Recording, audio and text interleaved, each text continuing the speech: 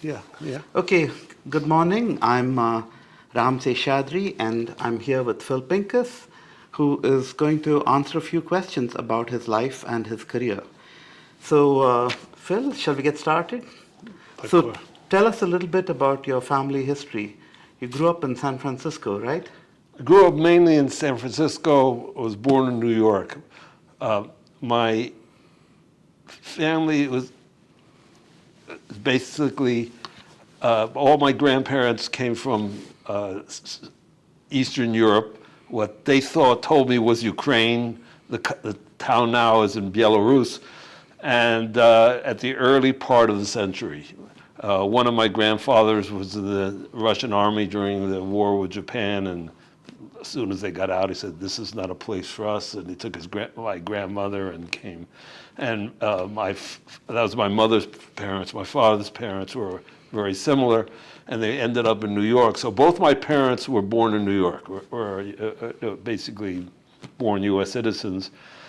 And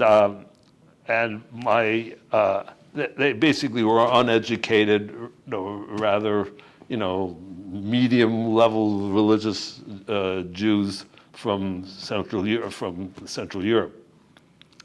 My father, of course, grew up during the Depression, so he never graduated from high school in New York. He basically had to go out and work to help support the family. And he basically only graduated from high school when he retired, and I was already a full professor at UCLA. And then he started taking some college courses for a couple of years, and then his health stopped him from doing that. So basically, I'm the first one in my family to go to the university. So I'm one of those people. And as I say, I was born in New York, but my parents had a store very close to what now is Lincoln Center in the Bronx in New York. And during the war, the rationing laws made it very hard to make a living.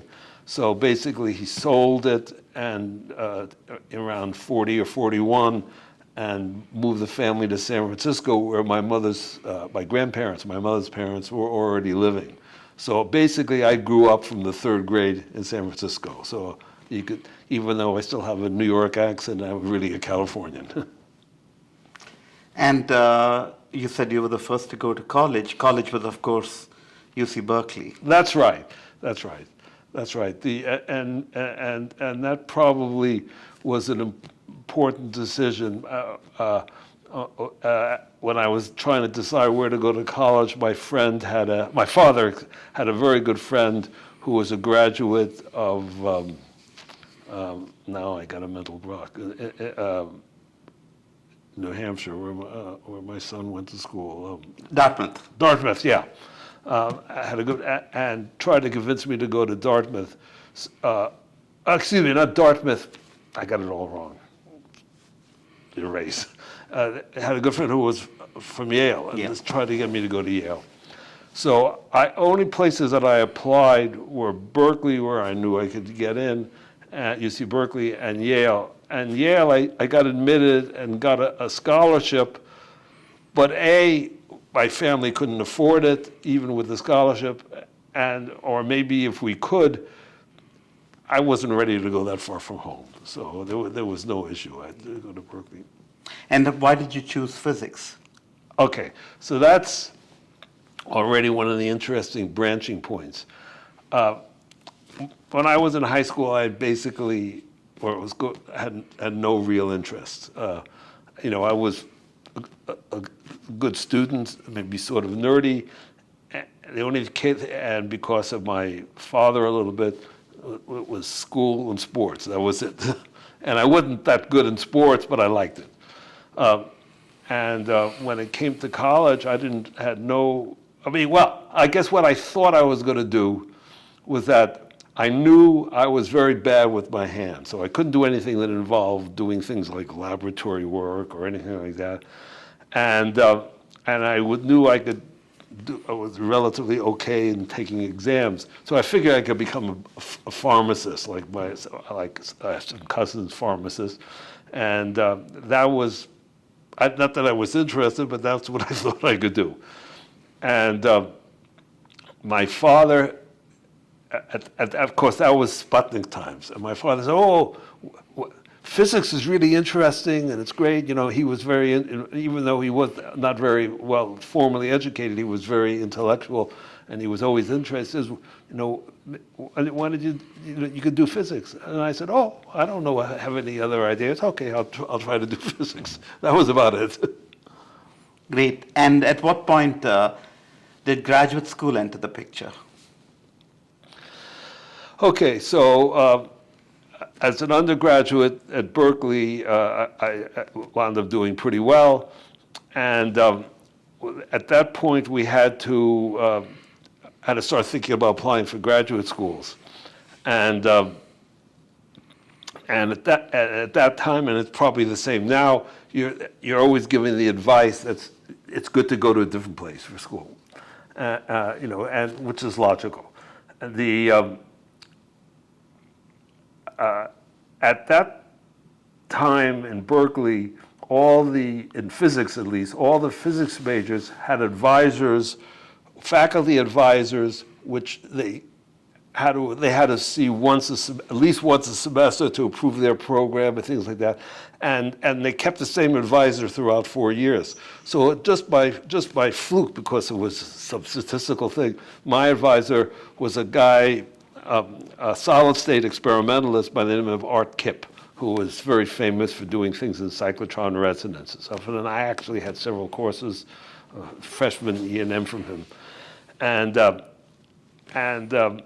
So when it became time to look for schools, at my meeting with him when I was a senior, I asked him would he write me a letter of recommendation.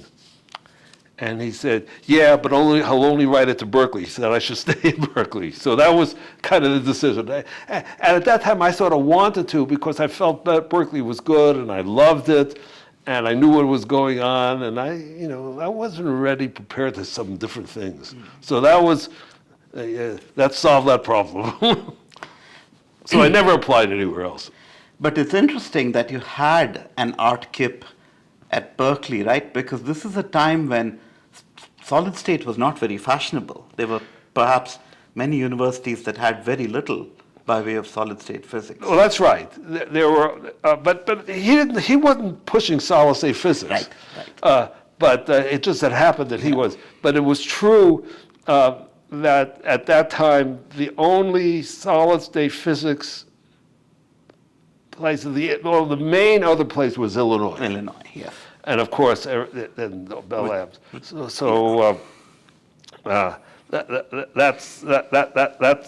That's correct. I mean, the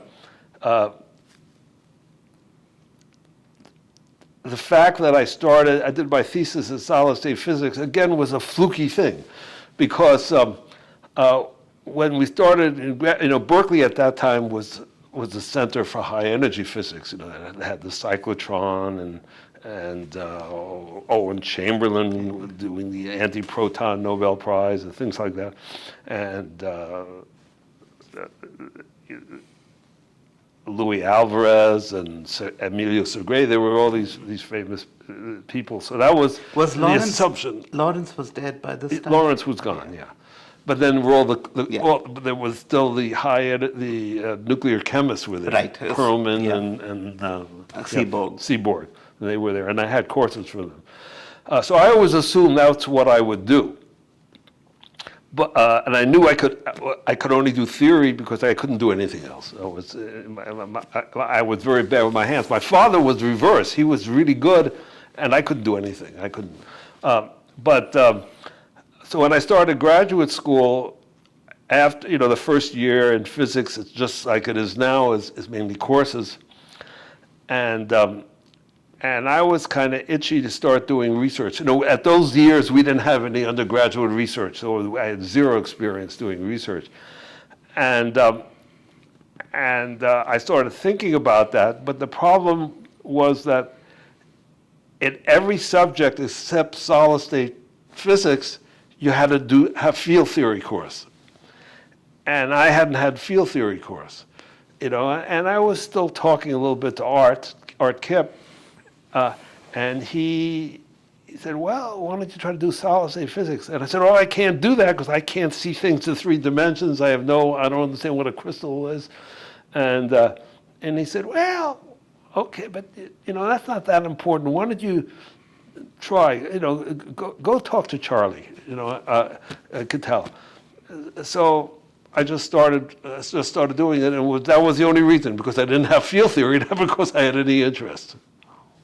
Interesting. And you went and talked to Charles Kittel. Yeah, and he said, okay. I don't actually remember that conversation, but he said okay. But then he said, but if I started, he was not going to be there the next year. Right. He was going to Hawaii to write his book on stat mech. Oh, Kittel and Chroma. No, there was a little one, the okay. stat mech one. He had notes, and he was going to go write. So he would be away, and he gave me kind of a problem, but he said there would be postdocs around. There was Kei Yoshida, who was a postdoc. And then while he was away like for 2 semesters, and he had kind of 2 replacements from Bell Labs to help him. One was Phil Anderson, replaced him for 1 semester, so I got to know Phil pretty well. And then the second semester was Harry Sewell, also for Bell Labs. Yeah. And so before Cattell left, he gave me a problem to work on, which of course I understood nothing about antiferromagnetism and anisotropy energy. But I wound up doing something on it, or writing a paper, which to this day I don't understand, mostly with help from, what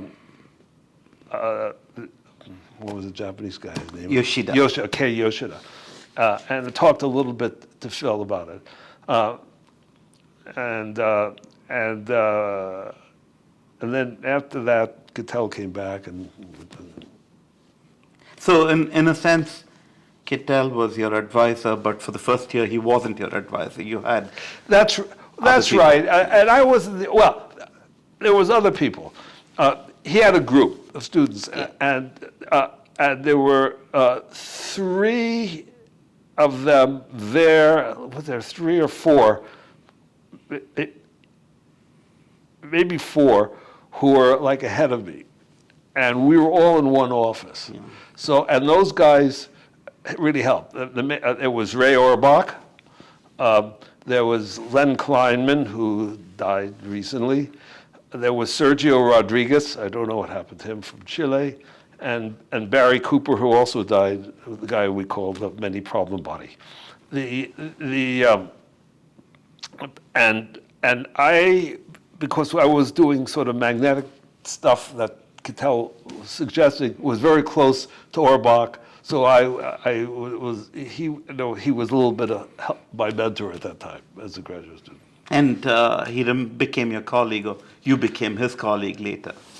Yeah, we both ended up at UCLA. Actually, I was there slightly ahead of him, because he had been an assistant professor at Harvard and didn't want to stay at Harvard, and then moved. But he moved to, he was like a few years ahead of me. So, but it was his second job he moved from Harvard to UCLA, and I was already at UCLA.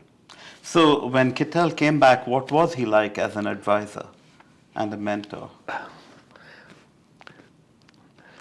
Yeah, so this is not like the interaction, the relationship between Cattell and his students was not at all like relationships between faculty and students now. He was there, he was clearly the boss. At those days, he had a secretary. So if you wanted to see him, you had to deal with the secretary and make an appointment. Now, he was always available to see students. I mean, that was the one good thing about him. He was always available. So it was, he gave, okay. So first, his interaction with students was a little strange. What I learned after a while, I mean, this is by observation, there were two categories of students, There were the students that he liked and the students that he liked less. The students that he liked less, he told to work with the postdocs, because he always had postdocs there, a couple of postdocs.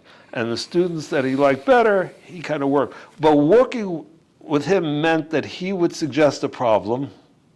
He wouldn't tell you how to do it. You would have to figure it out. And when you got it done, you would tell him what you did.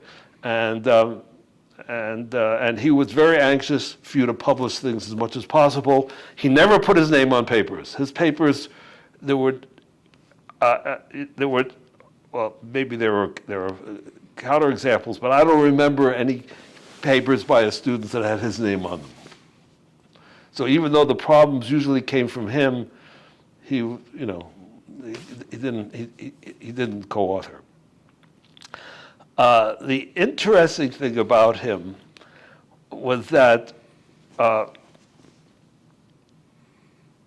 you had to explain what you did to him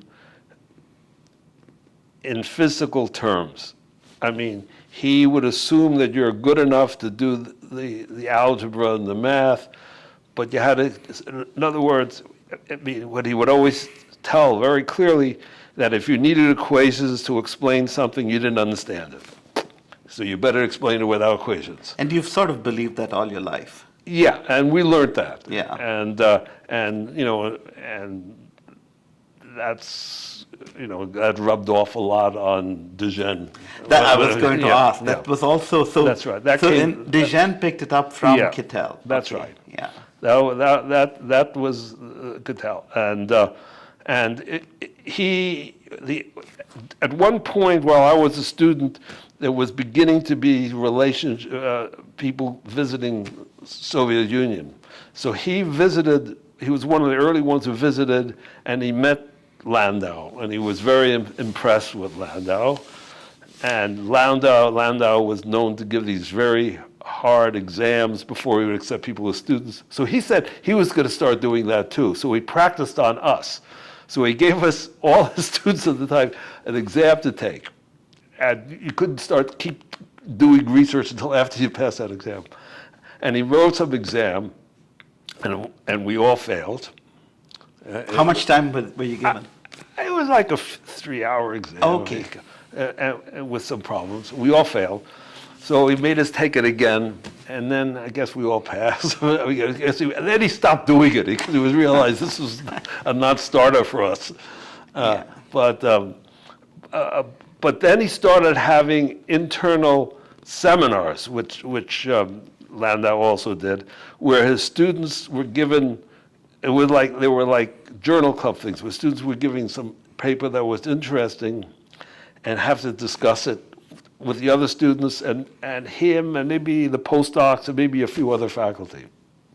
Or would be maybe 10 people listening. And that also didn't work very well. I remember there was one of the first talks of one of the other students, this guy, Barry Cooper, who was asked to talk about a paper that I had no way of understanding. There was a paper on dispersion forces by Derrida, the famous paper. Yeah, DLVO. Yeah, DLVO. Not DLVO. No, dispersion forces. Oh. This is Lifshitz. Lifshitz and right. Derrida, not Lifshitz, but Derrida, all these Russian guys. Right. The actual derivation of 1 over r to the 6th. Yeah, these things. Yeah. And it was all field theory, so which of course I didn't know because we weren't allowed to. I didn't tell you. Kittel told us we were not allowed to take the field theory course because that was too much work, and he wanted us doing science. So we weren't permitted. But anyway, so this guy, poor guy Barry Cooper, had to give this talk about this paper, and in the first 2 or 3 minutes, Kittel asked him a question, which I didn't understand anything, and Kittel got angry and said, "Look, you obviously don't know anything about this, so let's stop. And we postponed it for that. We just killed it. And it didn't let the guy finish. And so that was a little bit Cattell style. Yeah, yeah. And Cattell, what he would also very often communicate by notes. First, he stuttered. He was Yes. a big stutterer, so sometimes it was difficult for him to talk. Yeah. So he was very happy to communicate with notes. So when we came into the office in the morning, the first thing we'd do was look at our desk to see if there were any he's notes left you we a could note. tell. And often they were pretty nasty. Like I remember at one point he had given me something to think about, some problem, and I didn't understand. I didn't do anything. I was busy doing other things. And about a week later, I had a note saying, "How come I don't hear? I gave you this question, an easy question, and it takes me 5 minutes. You still can't do in a week." Wow. And of course he was right. I mean, I just didn't understand. He Cattell was not easy to understand. So it was interesting. It was, and we would hide from him. I mean, for example, you didn't want to meet. I mean, if he ran into you in the hallways, I mean, he would ask you what you did. Well, that meant that was from the last time he saw you, which was the day before. Right. So you wouldn't, So if you walked down the corridor and you saw him going the other way, you would go down the stairs and go under to avoid running into him. That was well known. Yeah. to avoid, to hide from him as much as possible. But so there are of course a lot of modern advisors who push their students. What is interesting to me is he pushed you guys even though he was not going to get a paper out of it. No, and in fact, what he did was force us to learn how to write.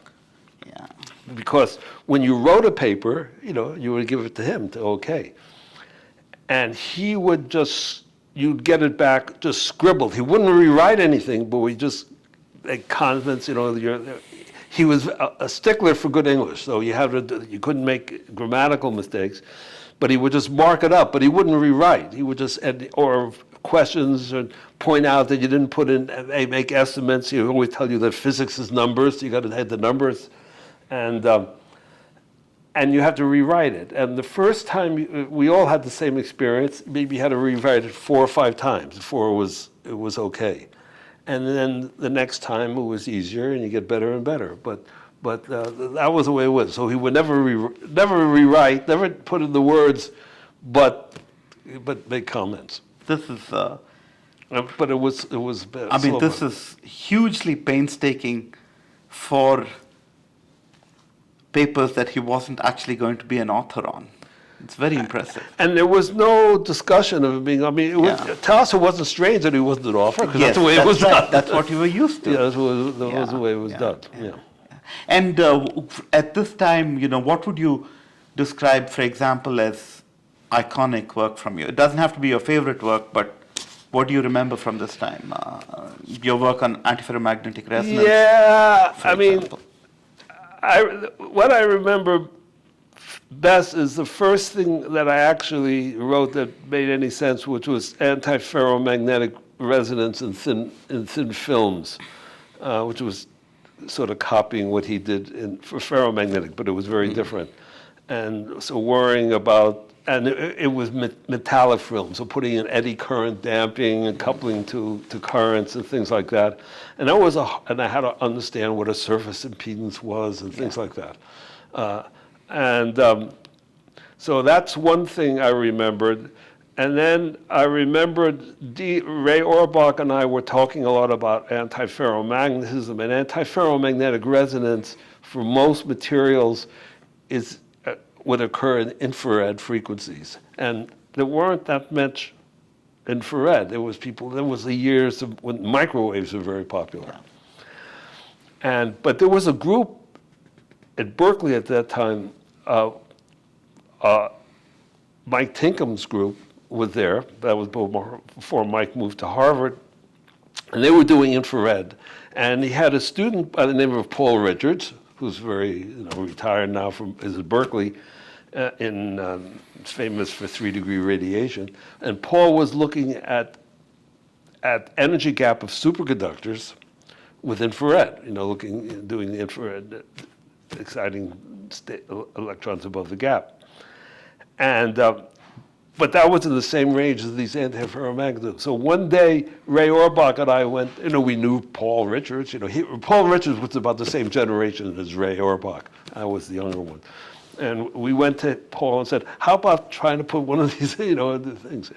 And so we had several discussions with Paul about it. We didn't talk to Tinkham, we would talk to Paul. But so Paul obviously mentioned to Tinkham. The next thing we know, Tinkham comes to see us and says to Ray and I, says, please stop bothering my graduate students. And so that was the end of that. But the other thing that was good about Berkeley for me was that Al Portas was there. Al Portas was the thesis advisor of Art Gossard and Alan Heeger. Yeah. And he was doing NMR in magnetic materials, and that's what he became for. And Portas was a very, again, friendly, nice guy who was very happy to talk to us, and he, had good theoretical understanding of things as well as doing, very good microwave person or RF. And so we had lots of interactions, and that's how I came to know Art very well and Alan Heeger, and we did a lot of work together between this Cattell theory group, if you like, and Portas's group. And Portas and Cattell were on very good terms of those days. By the way, Portas, Cattell, and Kip were not on good terms for reasons which I never understood. That's very interesting. And so, when does De Gennes enter the picture? So Cattell always had interesting visitors and postdocs, and he the early one that I remember was Roger, the British guy. No, I can't remember. Penrose? No, Roger Elliott. Roger Elliott, yes. Who came, and he was there often, and he taught us courses. As he said, he was so much in the United States, he had a mid-Atlantic accent. But so there was always, across the hall from us was a room where the postdocs were, the visitors, and Roger was there, and then John Hubbard was there, and Walter Marshall, as well, or Marshmallow as we call him, from Harwell. Then these were all important people in magnetism, and then he, for some reason, Cattell somehow had contact with the French group, and he got André Blandin came, who later committed suicide, by the way. And so I got to know André pretty well. He was a student of Friedel. He was from that school. Yeah. And then the next one that came was Jacques Venter, who was another NMR guy, experimentalist, but he came to work with sort of between Cattell and Portas from the Abergam group. And I got to know Jacques very well. In fact, we worked on antiferromagnetic resonance, NMR and antiferromagnets. And then De Gennes came afterwards. And De Gennes came only for a year because he had to do his military service. So he came with his wife as a postdoc, and he also was from magnetism. He did his thesis was on fluctuations in magnetic materials at Saclay, working with neutron people. So he had a background in neutron and magnetism